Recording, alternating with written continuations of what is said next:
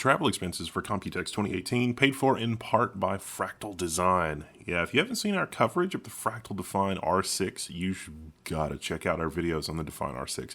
We've done a Threadripper build, we've done an i9 build. It's cool, it's quiet, it's competent, it's a really awesome case, and you should check out our videos on that. Travel expenses for Computex also paid in part by ASRock. Yes, ASRock, the mini PCs and graphics cards, and ASRock's just building everything these days. Whether you swing Team Red or Team Blue, ASRock has got something for you, I think. So be sure to check out our coverage of all of their motherboards, everything from IOMMU groups to full UEFI tours, which I know only the people that are basically getting ready to pull the trigger look at those UEFIs. Everybody else doesn't care. So big thanks to ASRock for sponsoring us, and you really should check out our other coverage of ASRock products and our coverage from Computex 2018.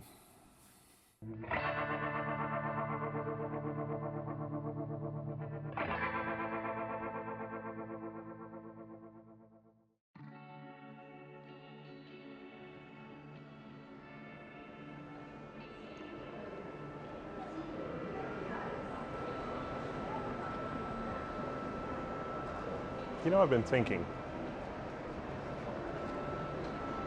this Computex has got to be the weirdest Computex ever, because we've got Threadripper, AMD, 32 cores, Threadripper 2, and then we've got Intel talking about an unnamed 28 core part that is in all likelihood some type of Xeon that's based on Skylake X. But what's not here, Z390 chipset from Intel and the 8 core Coffee Lake parts, which we're pretty sure exist. I mean, I don't know, I don't have any inside knowledge, but everybody was pretty tight-lipped when I asked about Z390, so I get the feeling that's probably under NDA. Now they say hindsight is 20/20, but you know, looking back, I don't really see a lot of difference between the Threadripper socket and the Xeon socket. You know, quad channel memory versus hex channel memory, okay. Maybe the Xeon socket's a little more high-end, a little more future-proof, but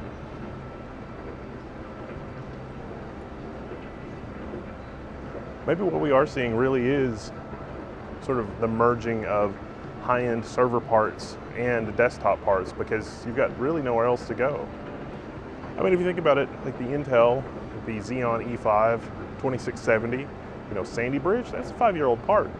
That's basically where we're at with mainstream desktop parts.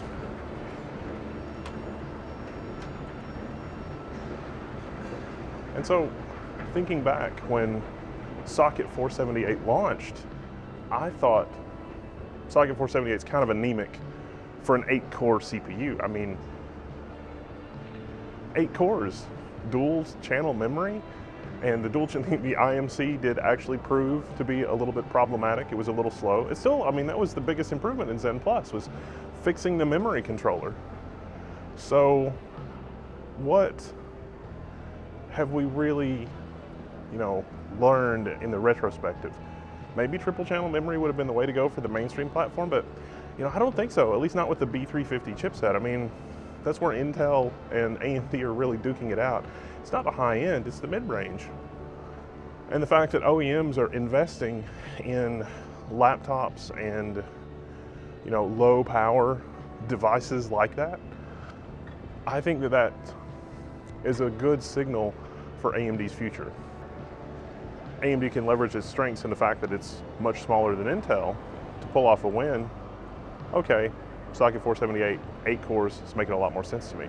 And now with Intel basically launching 8 cores on Coffee Lake, or Coffee Lake 8 cores, or getting ready to, although not at this Computex. And so you think about 8 cores on the anemic desktop, on the low-cost desktop, and all of a sudden, you know, Intel's coming with the 8 core, but Intel's running behind. The thing that they demoed was basically a recycled server part. Now, to be fair, that could also describe the Threadripper 32 core. I mean, you know, there are 32 core epics that are available right now. Zen Plus is what we need for the memory controller and that kind of thing. So really, if there's a 16 core Threadripper that's two 2700s on one piece of silicon that can hit 4.3 gigahertz, I'm gonna be so happy. I mean, I'm just going to be so happy, because you think back, and those last generation Xeons, only the last generation or two have Xeons that even just kiss 4 gigahertz, let alone beyond 4 gigahertz. And so it feels like just in a quick, short time, we're seeing desktop, like mainstream processors, hit 4 and 5 gigahertz. Intel did launch the 8086K, which is 5 gigahertz out of the box, but it's really just a bend 8700K. And the numbers are somewhere between 50 and 80% of 8700Ks would hit that 5 gigahertz out of the box. I am super disappointed that Intel did not do the soldered heatsink. I'm given to understand that they experimented with the soldered heatsink, but ultimately decided that they didn't need the soldered heatsink.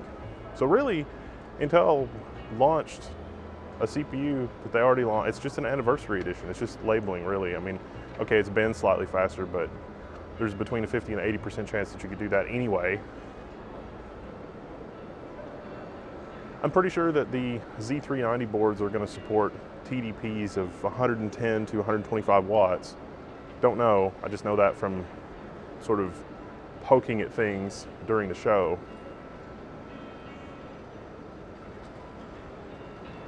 But it really does suggest that we're going to see market segmentation that really is just the commodity, low-cost desktop parts, the socket 478 parts, and the Coffee Lake parts, and server parts, and not really anything in between. I think that's good news for AMD, because AMD didn't try to have some sort of intermediate socket between the crazy TR4 socket and socket 478. And if you look at the Pentium sockets, I mean, the 3467 Xeon socket, that's just as crazy as the AMD socket. It's just a server platform. So maybe, I guess, X299 was a cost-saving measure because only quad-core. But, here we are. What did that really buy? It bought one product cycle. What did the press release at Computex really buy? Just another press cycle, another 86K out in the press, and that's really all you get. So I think that sort of the merging of workstation parts and server parts is sort of inevitable. I think consumers want that, and I think market forces, because of AMD, is driving that.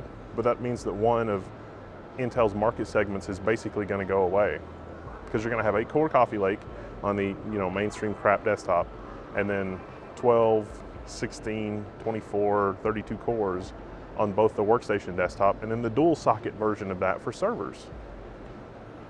Clock speeds is a little bit more of a mystery. Will we see 4 gigahertz clock speeds on EPYC? I kind of doubt it.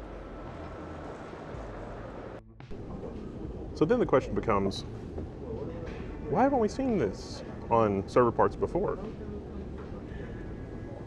And the answer is, we kind of have and we kind of haven't. So it turns out that there are 4-core CPUs from Intel that are designed for quad socket servers. And those don't really have the clock speeds, but they have a crazy amount of cache, because if you can't do it in clock speed, you can at least do it in cache. Insanely huge caches.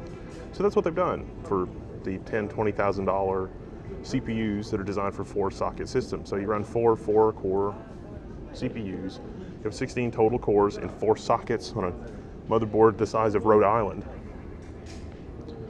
Still, just barely kissing that 4 gigahertz clock speed. So there must be another reason, well, other than it's crazy expensive to fabricate something like that. And the answer was in the Intel demo, the 28-core demo, 16 phases of power. No data center customer on earth is going to deal with racks and racks and racks of that. And that's one of the reasons why I think it's kind of funny. I think AMD was really listening to the data center customers. I think that the Zen was just sort of a happy accident for laptop users and everything else, because really you look at it and you look at Vega and the Ryzen desktop parts are focused on efficiency, not clock speed, because most of AMD's customers would be customers in the data center. But there's inertia with that. The data center people are not going to adopt those products immediately. It's going to take a full 3 to 5 year product cycle. So in the meantime, AMD's got to deliver something that works at the medium-low end. That's the 4-core CCX, because let's face it, 4 cores is enough. And again, it's like, 4 cores on a socket 478. That seems kind of anemic. That doesn't seem like it's forward-thinking enough. It turns out that it's actually very forward thinking, because in order to get into the EPYC marketplace at a at a pretty good clip, you've got to be able to demonstrate it at the smaller scale as well. And so, what proof of this do I have? Well, really just anecdotes. The Xeon 2670s that I'm so fond of on eBay? Yeah, 2.7 gigahertz, 3.3 overclock. The reason that data centers remove those were twofold. One, virtualization bug. Two, power usage. When we're talking V3, V4 Xeons versus that, launch day Sandy Bridge, they didn't have power management figured out at all. So, with as much as the cost of electricity is for various reasons, throwing out those V1 Sandy Bridge CPUs and replacing them with more efficient V3, V4 CPUs worked out pretty well. And I think cache uses less power than clock speed at those higher clocks on CPUs as well. But yeah, I don't know. This is just me rambling. This is just my opinion. But I think it's fascinating that we didn't see the 8-core desktop part, but we saw a recycled server part that no server business will ever want. Like, if Intel can deliver a 2000 watt, that's a very niche part. Just like the parts that have 80 megs of L3 cache and 4 cores, those are basically built for one customer, financial institutions and that sort of thing. Similarly, a 28-core machine that can hit 5 gigahertz, but only under phase change cooling, that is built for one customer, and it's not worth Intel's time for that one customer in that case. Whereas financial institutions will happily pay $20,000, upwards of $20,000 a chip for custom silicon. Gamers are not going to pay that. Whereas what AMD has right now, today, exists, and it might not hit 5 gigahertz, but 32 cores is already there. 32 core Threadripper 2 is EPYC with some clock speed tweaks and some memory controller tweaks. It is what EPYC based on Zen Plus will be, and that's honestly very exciting. I wanted to get into some thoughts on the GTX 1180, but I think I've already ran a little bit long, so I'm going to leave you with that.